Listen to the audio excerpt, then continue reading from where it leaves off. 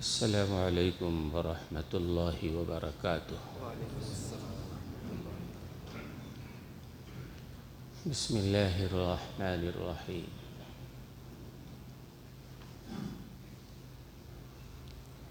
الحمد للہ رب العالمین،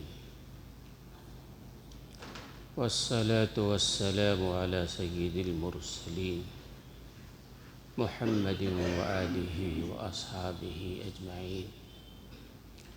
اما بعد فإن أصدق الحديث كتاب الله، وخير الهدي هدي محمد صلى الله عليه وسلم، وشر الأمور محدثاتها، وكل محدثة بدعة، وكل بدعة ضلالة، وكل ضلالة في النار۔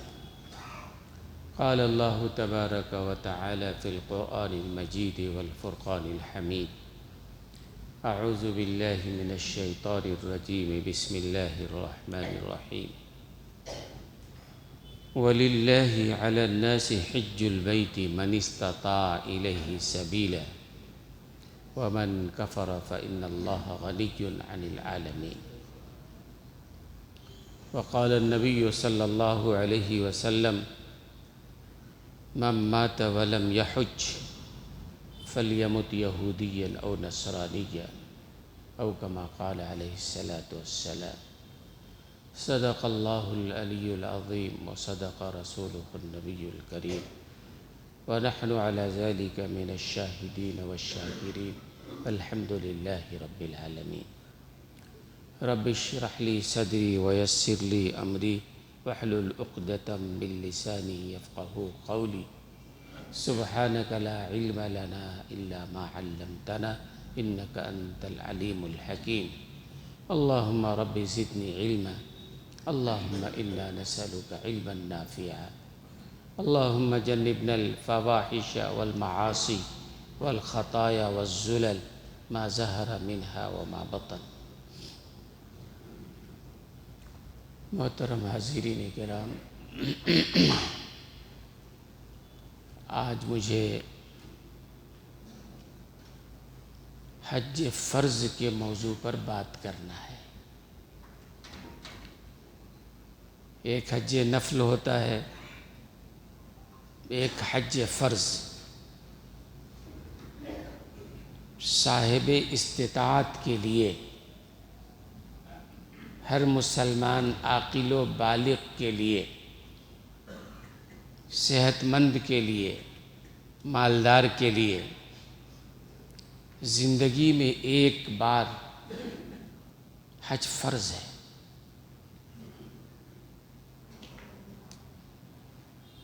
اور میں نے اس موضوع کو اس لیے اس وقت اختیار کیا ہے کیونکہ حج کمیٹی آف انڈیا کی طرف سے حج کی درخواست مانگی جا رہی ہے، اور غالباً 9 سپٹمبر تک فی الحال وقت ہے کہ جو لوگ بھی حج کے سفر پہ 2025 میں جانا چاہتے ہیں وہ حج کی درخواست دے سکتے ہیں۔ تو حج کی تیاری کا دراصل موقع یہ ہے، اشہر حرم جو حج کا مہینہ ہے، شوال، ذی قعدہ، ذی الحج کے 10 دن، وہ اصل میں ایام حج ہیں۔ لیکن ان ایام میں اگر حج کے بارے میں کہا جائے تو ظاہر سی بات ہے، کوئی آدمی اگر ارادہ کرے تو اس وقت ارادہ کرنا اور سفر پہ نکلنا ذرا مشکل ہوگا۔ ابھی چونکہ حج کمیٹی آف انڈیا نے اس سال جلدی ذرا انہوں نے اعلان کر دیا ہے، اور بہتر ہے، پہلے اعلان کر دیا ہے کہ بھئی جن لوگوں کو آئندہ سال حج پہ جانا ہے ان کو چاہیے کہ وہ اپنی درخواست دیں۔ پھر درخواست کا مرحلہ ہے، پھر قرآن اندازی کا مرحلہ ہے، پھر آدمی اچھی طرح تیاری کرتا ہے۔ تو اسی لیے بعض حضرات نے مجھ سے کہا بھی کہ آپ اس موضوع پر ذرا بیان کر دیں، اس لیے میں نے ارادہ کیا ہے کہ آج اس موضوع پر بیان کرنا ہے۔ آج حج کی فرضیت کو بیان کرنا ہے، اور اتنی وضاحت کے ساتھ فقہاء نے، ائمہ نے اتنی وضاحت کر دی ہے کہ ہر آدمی اپنے بارے میں فیصلہ کر سکتا ہے کہ اس پر حج فرض ہے یا حج فرض نہیں ہے۔ ہر آدمی فیصلہ کر سکتا ہے۔ اب غور سے سنیں، اس لیے کہ ہمیں بہت سارے لوگ ایسے ہیں جن پر حج فرض ہے، لیکن بہت سارے عذر انہوں نے بنا رکھے ہیں۔ کئی لوگ کہتے ہیں کہ ابھی کمانا ہے، کھانا ہے، گویا ان کے ذہن میں یہ بات رہتی ہے کہ بالکل بڑھاپے میں جب کسی کام کے قابل نہ ہوں اس وقت جا کے حج کرنا چاہیے۔ ابھی تو کمانے کھانے کا زمانہ ہے، تجارت میں جھوٹ بھی بولنا ہے، سودی لین دین بھی ہے، بہت ساری چیزیں غلط سلط ہیں۔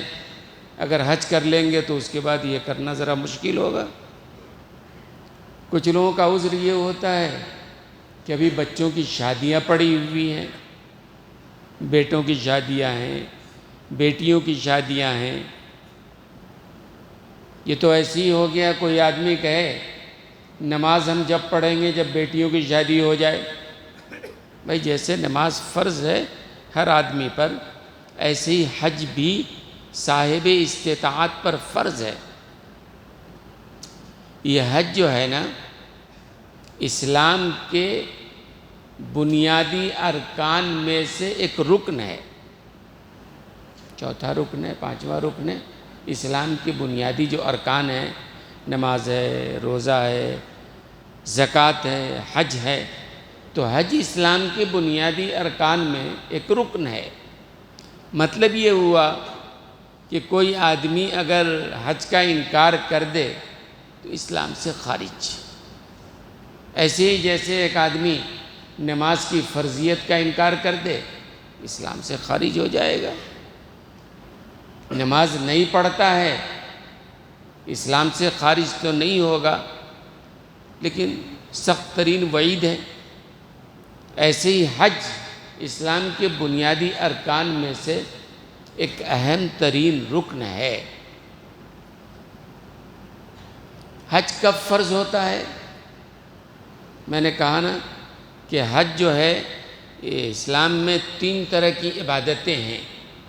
ایک عبادت وہ ہے جو بدنی عبادت ہے، جس میں انسان کا بدن لگتا ہے، جسم لگتا ہے، جیسے نماز ہے، جیسے روزہ ہے۔ انسان کا جسم اس میں لگتا ہے، انسان کا بدن اس میں لگتا ہے۔ روزہ رکھنا ہے، جسم سے تعلق ہے، نماز پڑھنا ہے، جسم سے تعلق ہے۔ اور ایک وہ عبادت ہے جس کا تعلق مال سے ہے، جسم نہیں لگتا ہے، مال سے تعلق ہے۔ زکوٰۃ اس میں ہے کہ زکوٰۃ دینے میں مال خرچ ہوتا ہے۔ تو ایک عبادت بدنیہ، ایک عبادت مالیہ، اور حج ایسی عبادت ہے جس میں دونوں لگتا ہے۔ پیسہ بھی خرچ کرنا پڑتا ہے، وقت بھی لگانا پڑتا ہے، جسم کو بھی لگانا پڑتا ہے، محنت مشقت بھی ہے۔ اسی لیے بعض فقہا کہتے ہیں کہ عبادات میں افضل یہ حج ہے، چونکہ حج کی شان یہ ہے کہ اس میں انسان کا مال بھی لگ رہا ہے اور انسان کا جسم بھی لگ رہا ہے، محنت و مشقت والا عمل ہے۔ تو حج اسلام کے بنیادی ارکان میں سے ایک رکن ہے۔ کن لوگوں کے اوپر فرض ہے؟ حج اصل میں ان لوگوں پر فرض ہے جو صاحب استطاعت ہیں۔ قرآن کریم کی آیت میں نے خطبے میں تلاوت کی، وَلِلَّهِ عَلَى النَّاسِ حِجُّ الْبَيْتِ من استطاع الیہ سبیلا، اللہ کے لیے۔ ایک بات ذہن میں اور رکھیں، نماز کی فرضیت ہے، روزے کی فرضیت ہے، زکوٰۃ کی فرضیت ہے، اور حج کی فرضیت انداز الگ ہے۔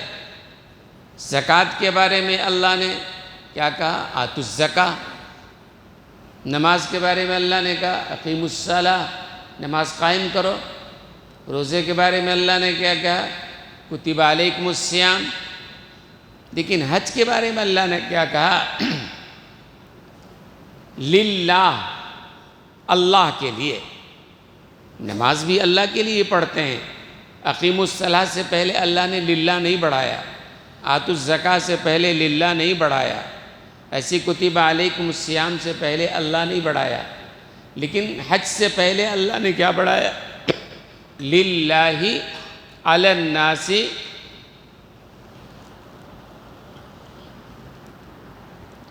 للہ کا مطلب اللہ کے لیے، اللہ کے لیے۔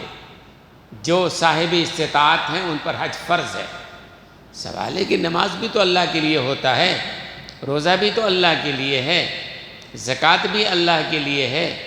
غیر اللہ کے لیے جو عمل ہوگا منہ پہ مار دیا جائے گا، اس کا کچھ حاصل نہیں ہے، کچھ ملنے والا نہیں ہے۔ تو اور کسی عبادت سے پہلے للہ کو اللہ نے نہیں لگایا، اور حج سے پہلے للہ علی الناس۔ للہ، علماء نے لکھا چونکہ حج میں دکھاوا زیادہ ہوتا ہے، حج میں ریا زیادہ ہوتا ہے، حج میں نمائش زیادہ ہوتا ہے۔ حج میں جا رہے ہیں، پہلے سے بہت پہلے سے تیاری کر رہے ہیں، لوگوں سے مل رہے ہیں، بتا رہے ہیں، پھر حج کے زمانے میں سینکڑوں لوگوں سے ملنا ملانا ہو رہا ہے۔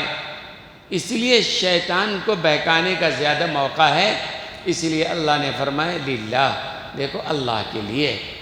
کیا ہے؟ علی الناس حج البیت، لوگوں کے اوپر اللہ کے اس گھر جو کعبۃ اللہ، جو مکۃ المکرمہ میں ہے، اس گھر کا سفر کرنا ہے، اس کا حج کرنا ہے۔ کس کے لیے؟ من استطاع الیہ سبیلا، جو وہاں تک پہنچنے کی طاقت رکھتا ہو، اس کے اوپر حج فرض ہے۔ اور زندگی میں ایک بار حج فرض ہے، بار بار نہیں ہے۔ کوئی آدمی اگر بار بار کرتا ہے تو ایک بار فرض ہونے کے بعد باقی نفل ہے، ٹھیک ہے، نفل عبادت ہے، آپ چاہے جتنی بار کر لو، لیکن حج زندگی میں ایک ہی بار فرض ہے، اور وہ فرض ہر آدمی کے اوپر نہیں ہے، بلکہ صاحب استطاعت کے لیے ہے۔ حج کی فرضیت جو ہوئی ہے سن 9 ہجری میں ہوئی ہے۔ نماز کی فرضیت پہلے ہو چکی تھی، روزے اور زکوٰۃ کی فرضیت پہلے ہو چکی تھی، لیکن حج کی فرضیت جو ہوئی ہے سن 9 ہجری میں، یعنی سرکار دو عالم صلی اللہ علیہ وسلم کے بالکل آخری زمانے میں سن 9 ہجری میں حج کی فرضیت کا حکم آیا ہے۔ اور حج کی فرضیت کے بعد سن 10 ہجری میں حضور اکرم صلی اللہ علیہ وسلم نے خود حج فرمایا ہے۔ صحابہ کرام کا ایک بڑا مجمع تھا، اور اسی کا نام حجۃ الوداع ہے۔ تو آپ صلی اللہ علیہ وسلم نے حج فرض ہونے کے بعد ایک ہی حج کیا ہے، وہی اول وہی آخر۔ اس کے پہلے زمانہ جاہلیت میں جب حج فرض نہیں ہوا تھا، آپ ایسے تشریف لے گئے ہیں حج کے لیے، لیکن حج کی فرضیت سن 9 ہجری میں ہوئی ہے، اور سن 10 ہجری میں آپ حج کے لیے تشریف لے گئے ہیں۔ صحابہ کرام کا بڑا مجمع ہے۔ آپ صلی اللہ علیہ وسلم کے دنیا سے وصال کرنے کے صرف 3 مہینے پہلے، اسی لیے حجۃ الوداع نام رکھا گیا، گویا کہ اب آپ دنیا سے رخصت ہونے والے ہیں۔ تو آپ صلی اللہ علیہ وسلم نے اس کے پہلے بھی ایک موقع پر فرمایا تھا، حضرت ابو ہریرہ رضی اللہ تعالی عنہ راوی ہیں کہ رسول اللہ صلی اللہ علیہ وسلم نے فرمایا کہ لوگوں، تمہارے اوپر حج فرض کیا گیا ہے، فحجو، حج کرو۔ ایک صاحب آئے، حضرت عبداللہ ابن عمر رضی اللہ تعالی عنہما راوی ہیں، ایک صاحب آئے اور حضور اکرم صلی اللہ علیہ وسلم سے سوال کیا، یا رسول اللہ صلی اللہ علیہ وسلم، کیا چیز ہے جو حج کو فرض بنا دیتی ہے؟ کس چیز سے حج فرض ہو جاتا ہے؟ سوال کیا ایک صحابی نے، تو اللہ کے رسول نے فرمایا سامان سفر اور سواری۔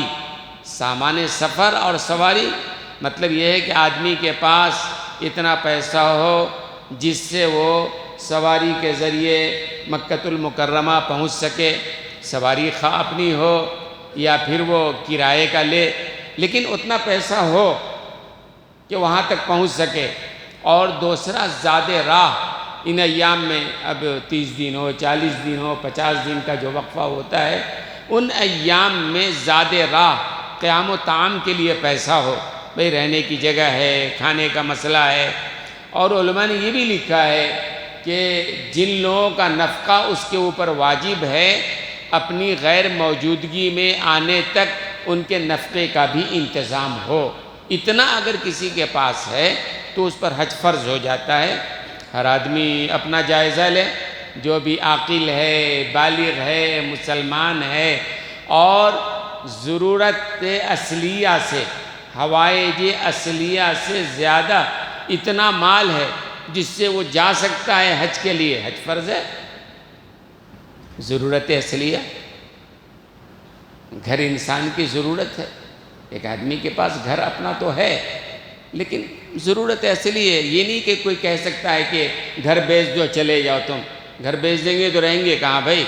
تو گھر ضرورت اصلیہ میں شامل ہے۔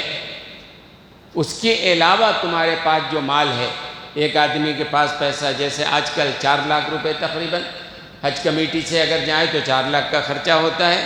کسی کے پاس اگر یہ 4 لاکھ کی رقم ہے تو حج فرض ہے اس کے اوپر۔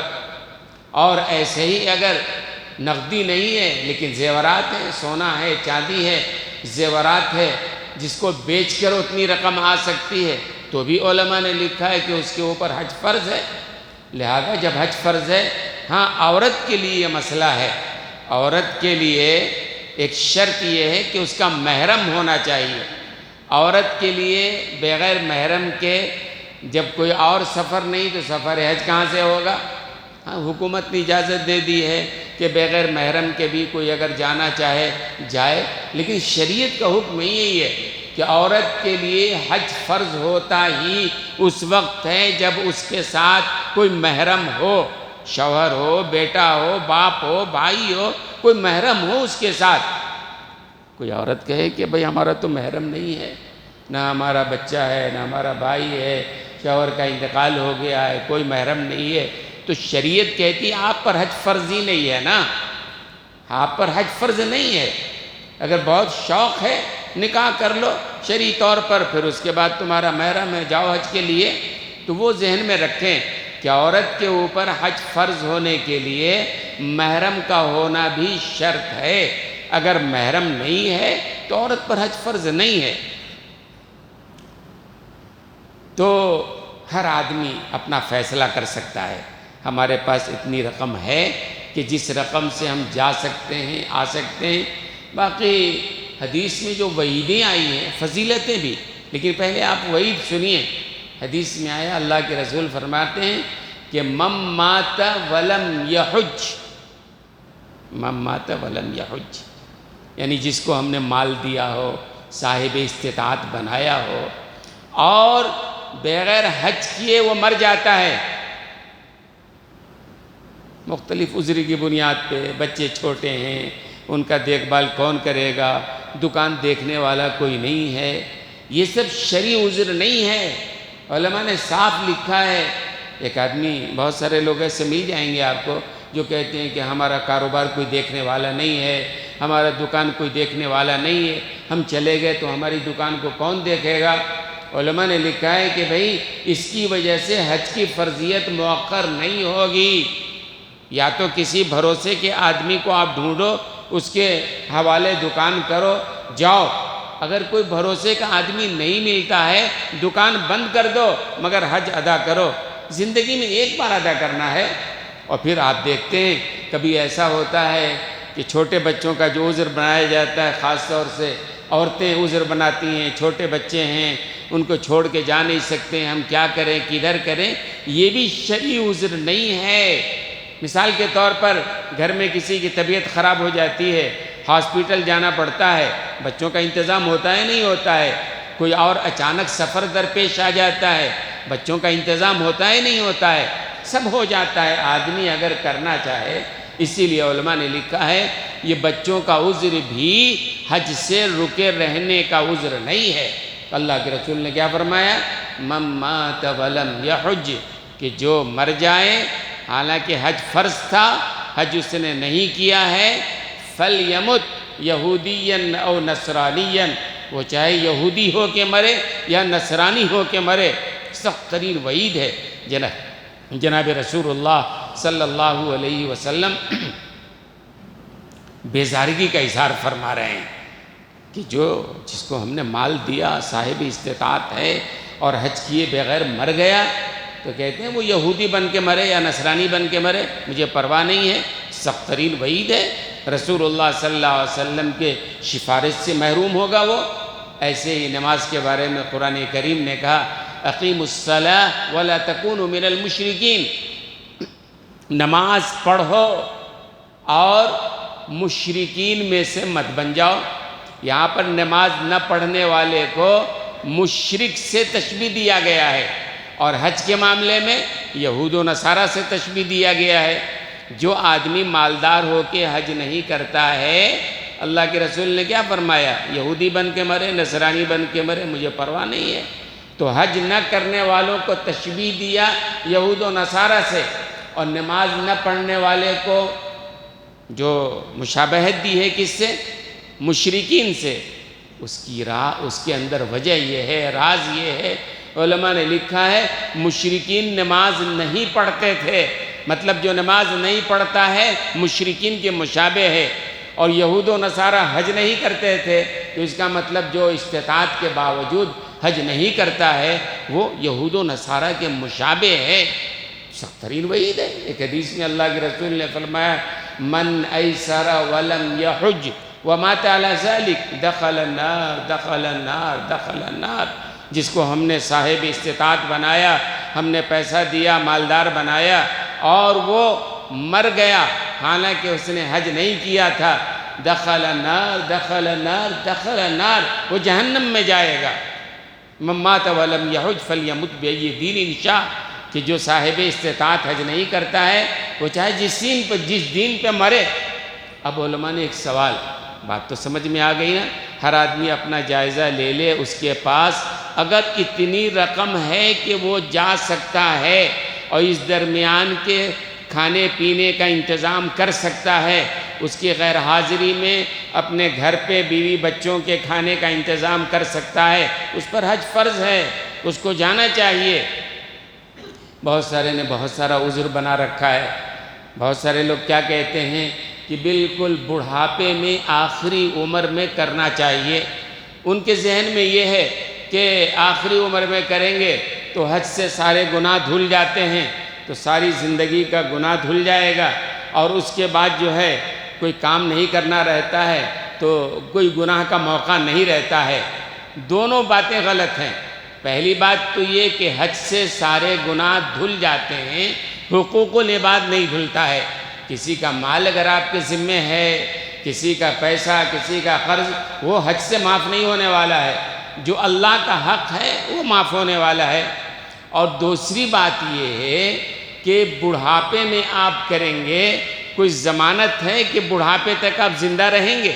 بھئی کوئی ضمانت ہے اس بات کی کہ بڑھاپے تک زندہ رہیں؟ اس وقت کے آنے سے پہلے اگر انتقال ہو گیا تو ظاہر سی بات ہے، اللہ کے رسول کہہ رہے ہیں کہ جو مالدار بغیر حج کیے مر گیا، وہ یہودی مرے نصرانی مرے، پرواہ نہیں ہے مجھے۔ تو آدمی کو چاہیے، علماء نے لکھا ہے کہ صحیح بات یہ ہے، احادیث میں ہے کہ حج فرض میں جلدی کرو، یعنی حج فرض ہو گیا ہے، نہیں کیا، جلدی کرو۔ نفل میں کوئی جلدی نہیں ہے، بھئی کرنا ہے ٹھیک ہے، کریں نہیں کریں گے، بلکہ نفل حج کے مقابلے میں دوسرے اعمال دوسرا ثواب زیادہ ہوتا ہے۔ بہت سارے اکابرین، عبداللہ ابن مبارک رحمۃ اللہ علیہ کا واقعہ میں نے سنایا تھا کہ ہر سال جایا کرتے تھے حج کے لیے، اور قافلے کے ساتھ، اس زمانے میں جو لوگ حج کا سفر کرتے تھے نا، وہ قافلے کے ساتھ 100-200 لوگ حج کے ساتھ قافلے کے ساتھ مل کر جاتے تھے۔ حضرت عبداللہ ابن مبارک ہر سال جاتے تھے۔ ایک دفعہ انہوں نے وہ دیکھا، ایک عورت ہے جو مرغی اٹھا کے لے جا رہی، میں نے بتایا تھا۔ حضرت نے پوچھا کیا بات ہے، کہا کہ گھر میں فاقہ ہے۔ حضرت نے خاموشی کے ساتھ جو بھی حج کا سرمایہ تھا دے دیا، خاموشی سے لوٹ گئے اپنے وطن کو۔ قافلہ آگے بڑھ گیا، اور اس کے بعد جب قافلہ لوٹ کے آیا، ان کو مبارکباد دے رہا ہے، حضرت مبارک مبارک مبارک۔ انہوں نے کہا بات ہے بھائی، میں نے تو حج نہیں کیا ہے۔ کہا نہیں حضرت، آپ کو میں نے دیکھا ہے، صفا مروہ میں دیکھا ہے، میں نے حجر اسود کے پاس دیکھا ہے، عرفات میں دیکھا، میں نے مزدلفہ میں دیکھا ہے، ہم نے دیکھا ہے۔ تو حضرت پریشان کہ میں تو گیا نہیں۔ کہتے ہیں سوئے تو خواب میں ہاتف غیبی نے کہا کہ جب تم نے اپنا سرمایہ، نفلی حج تھا نا، تم نے حج کا سرمایہ غریب کے حوالے کر دیا، اور ایک غریب جو فاقے سے تھا، تو ہم نے اس کے بدلے میں 10,000 فرشتوں کو تمہاری شکل دے کر تمہاری طرف سے حج کے لیے بھیجا تھا۔ لوگوں نے وہی دیکھا مختلف جگہوں پہ حضرت عبداللہ ابن مبارک۔ تو نفلی حج کی بات الگ ہے، واقعی آدمی اگر اللہ کا قرب، اللہ کی رضا حاصل کرنا چاہے تو نفلی حج کے مقابلے میں دوسرے کام زیادہ اہم ہیں۔ لیکن حج فرض کی بات میں کر رہا ہوں، اور حج فرض زندگی میں صرف ایک بار ہوتا ہے۔ ایک بار حج فرض کر لیا۔ حج فرض ہے کن کے لیے؟ میں نے جو اصول بتایا ہے اس کی روشنی میں ہر آدمی اپنے بارے میں طے کر سکتا ہے۔ لیکن ہم نے بہت سارے عذر تلاش کر رکھے ہیں، بیٹیوں کی شادیاں ہیں، بیٹوں کی شادی ہیں، مکان بنانا ہے۔ یہ شرعی عذر نہیں ہے۔ عذر وہ معتبر ہے جو شرعی عذر ہو۔ حدیث میں آتا ہے، حضور اکرم صلی اللہ علیہ وسلم نے فرمایا 4 آدمی ایسے ہیں جن کا کوئی عذر قابل قبول نہیں ہے۔ یہ حدیث غور سے سنیں، اللہ کے رسول نے فرمایا 4 آدمی ایسے ہیں جن کا کوئی عذر قابل قبول نہیں ہے۔ ٹھیک ہے، یاد رہے گا۔ 4 آدمی ایسے ہیں، اللہ کے رسول فرما رہے ہیں، جن کا کوئی عذر قابل قبول نہیں ہے اللہ کے پاس۔ فرمایا پہلا وہ آدمی جو اذان کی آواز سنے اور بغیر عذر شرعی کے مسجد نہ آئے۔ عذر شرعی اگر کسی کے ساتھ ہے، بیمار ہے، کمزور ہے، بینائی نہیں ہے، کچھ اور مسئلہ ہے، ہر آدمی کو اپنے مسئلے کا علم ہے۔ عذر شرعی اگر ہے، عتبان ابن مالک ایک صحابی ہیں، وہ کمزور ہو گئے تھے، ذرا بینائی کم ہو گئی تھی، مدینے میں رہتے تھے، مسجد سے گھر ذرا فاصلے پر تھا، تو اللہ کے رسول سے جائے کہا یا رسول اللہ، اس زمانے میں جو آدمی بھی نماز کے لیے مسجد نہیں آتا تھا منافق سمجھا جاتا تھا، بلکہ منافقین بھی نماز میں آتے تھے۔ تو انہوں نے کہا یا رسول اللہ میں ذرا دور رہتا ہوں۔ آج تو ہمارے ہاں وہ لوگ جو پیچھے بیٹھتے ہیں ان کو نیند آ جاتی ہے، اور مسئلہ میں نے بتایا ہے کہ اللہ کے بندے نماز نہیں ہوتی ہے، آپ کو نیند آ جاتی ہے، ٹیک لگا کے بیٹھتے ہی کیوں ہو آپ یہ بتاؤ مجھے۔ نوجوان ہیں ماشاءاللہ، ہٹے کٹے لوگ ہیں، کوئی بوڑھا ہے، کوئی بیمار ہے، اس کی بات الگ چھوڑو۔ جو نوجوان ہیں، ہٹے کٹے ہیں، ٹیک لگا کے بیٹھنے کی ضرورت کیا ہے؟ کیوں ٹیک لگا کے بیٹھتے ہو بھائی آپ؟ ٹیک لگا کے بیٹھتے ہیں، فطری طور پر آدمی کو غنودگی طاری ہوتی ہے۔ دین میں تو اتنا شوق ہے نہیں کہ بھئی اللہ کی کیا بات ہو رہی ہے، رسول اللہ کی کیا بات ہو رہی ہے۔ کوئی ناچ گانے کی مجلس ہوتی، نعت و مشاعرے کی مجلس، نیند نہیں آتی کبھی بھی، وہ رات رات بھر جگے رہتے ہیں۔ دین کی بات ہے، آدھا گھنٹہ سننے میں نیند آنے لگتی ہے۔ آپ لوگوں کو نیند نہیں آ رہی ہے، لیکن میں نے دیکھا وہ جو کنارے میں ٹیک لگا کے بیٹھتے ہیں، سو رہے تھے، آنکھیں بند تھی، پتہ نہیں سو رہے تھے یا کیا کر رہے تھے، اور پھر جب نماز کھڑی ہوتی تو کھڑے ہو جاتے ہیں۔ جب وضو ہی نہیں تمہارا تو نماز میں کیسے کھڑے ہو گئے؟ نماز بھی خراب ہو گئی ہے تمہاری۔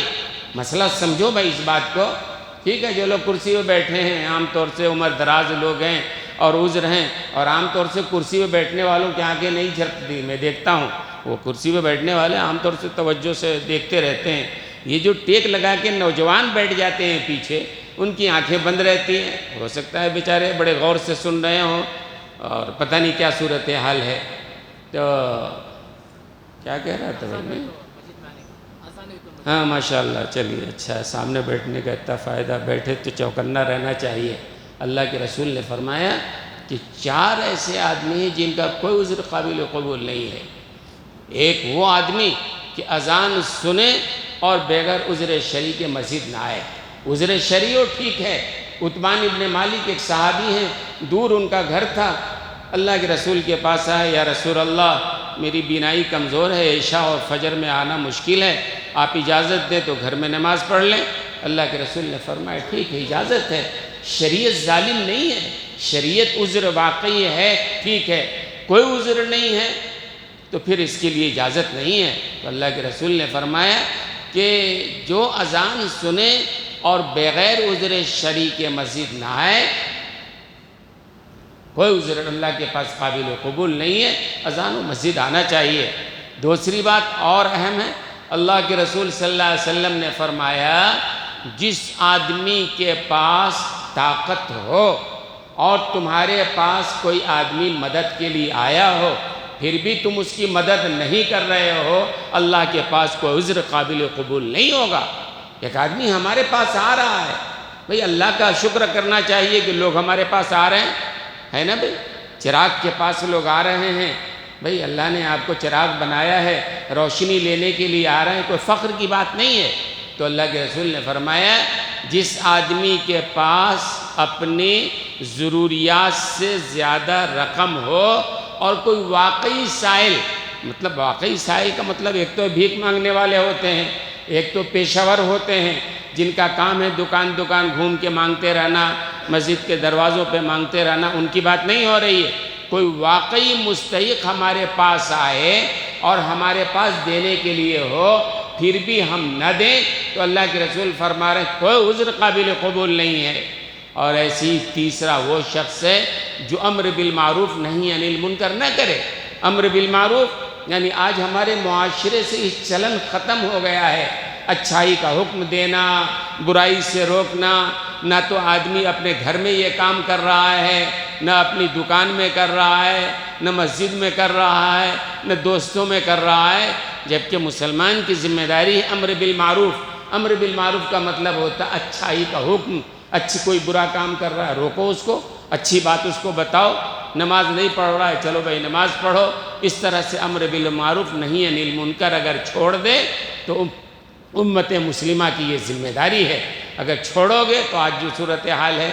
اور چوتھی بات اللہ کے رسول نے فرمایا جو آدمی قدرت کے باوجود، مالدار ہونے کے باوجود حج نہیں کرتا ہے اللہ کے پاس اس کا کوئی عذر قابل قبول نہیں ہے۔ اور علماء نے ان احادیث کی بنیاد پہ کہ حج فرض میں جلدی کرو، کب حج ٹھیک ہے حج فرض ہو گیا مالدار پہ، آدمی سوچتا ہے بعد میں کر لیں گے، بعد تک زندہ رہو گے اس بات کی گارنٹی ہے۔ لہذا اکثر ائمہ کی رائے یہ ہے کہ حج فرض ہوتے ہی فوراً ادا کرنا چاہیے۔ جیسے ظہر کی نماز کا وقت آیا فوراً ادا کر لو، کہیں ٹال مٹول کرتے کرتے عصر کی نماز قضا نہ ہو جائے، ظہر کی نماز قضا نہ ہو جائے، نماز کا وقت آیا ادا کرو، اس لیے کہ ٹال مٹول کرو گے تو کیا ہوگا، قضا ہونے کا ڈر ہے نا۔ ایسے ہی بھائی حج فرض ہو گیا ہے، اگر ہم ٹال مٹول کریں گے ہو سکتا ہے آئندہ چل کے پیسہ ہی ختم ہو جائے، ہو سکتا ہے آئندہ چل کے صحت ہی خراب ہو جائے، ہو سکتا ہے آئندہ چل کے راستہ ہی غیر معمون ہو جائے، بہت سارے اسباب ہو سکتے ہیں نا۔ اس لیے علماء کی اکثریت کہتی ہے کہ حج فرض ہونے کے بعد فوراً کرنا چاہیے۔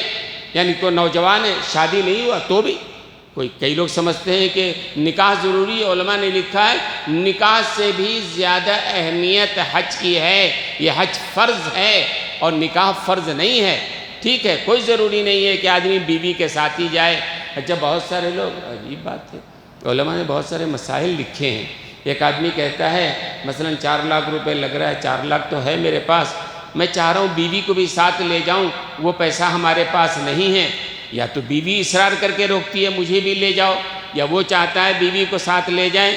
بھائی اگر بیوی پر فرض نہیں ہے، اگر حج آپ پر حج فرض ہے آپ کیجئے نہ جا کر کے، آئندہ اللہ تعالیٰ اس کو بھی بنا دے صاحب استطاعت، آپ کے پاس پیسہ ہو جائے لے کے جائیے آپ۔ لیکن آپ پر حج فرض ہے، بیوی کی وجہ سے آپ رک گئے، زندگی نے وفا نہیں کیا، اللہ کیا کہیں گے؟ یہودی رسول اللہ، یہودی بن کے مرو، نصرانی بن کے مرو، کیا جواب دیں گے آپ؟ اچھا، علماء نے یہاں تک لکھا ہے کہ ہر آدمی کو اپنے بارے میں وصیت لکھنا چاہیے نا، پتہ نہیں کب آخری سانس آئے، کچھ ٹھکانہ نہیں ہے زندگی کا، نوجوان بھی مر رہے ہیں، بوڑھے بھی مر رہے ہیں، لہذا ہر آدمی کو اپنے بارے میں وصیت لکھنا چاہیے۔ وصیت مطلب کسی کا قرض ہے، کسی کا لین دین ہے، کسی کا معاملہ ہے، آدمی کو لکھ لینا چاہیے۔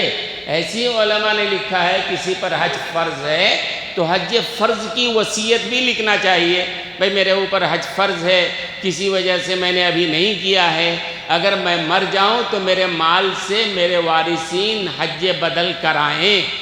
اب علماء نے یہاں بھی لکھا ہے، اور ذہن میں بات رہنی چاہیے کہ آدمی جب تک زندہ ہے، مرض الوفات میں مبتلا نہیں ہوا ہے، تب تک آدمی اپنے مال کا مالک ہے، لیکن جس دن مرض الوفات میں گرفتار ہوا، مرض الوفات کا مطلب جس مرض میں آخری انجام موت، اس کو مرض الوفات کہتے ہیں۔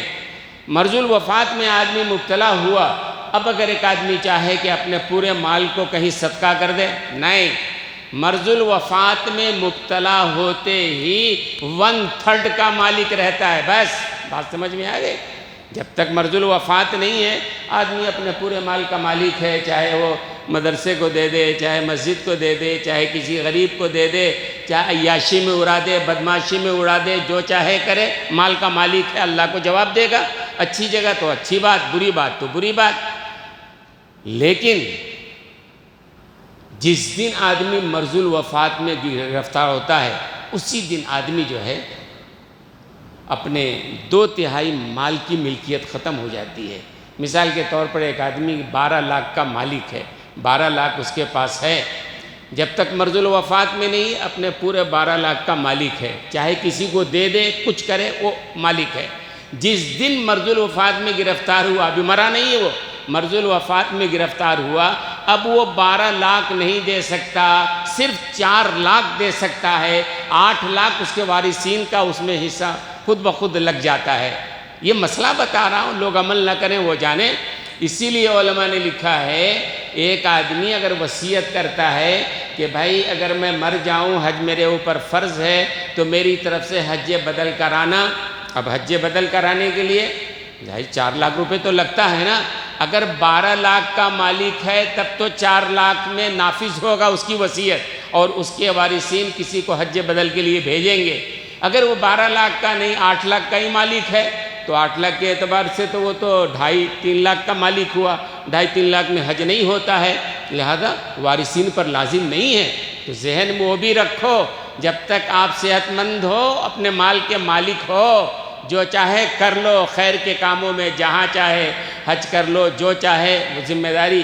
جس دن بیمار پڑے 2/3 مال دوسروں کا تمہارا نہیں، صرف 1/3 تمہارا رہ جائے گا، 1/3 میں وصیت نافذ ہوگی، اور مر جانے کے بعد تو بھی ختم بات ہے، جس کا مال ہے وہ بانٹ لیں گے۔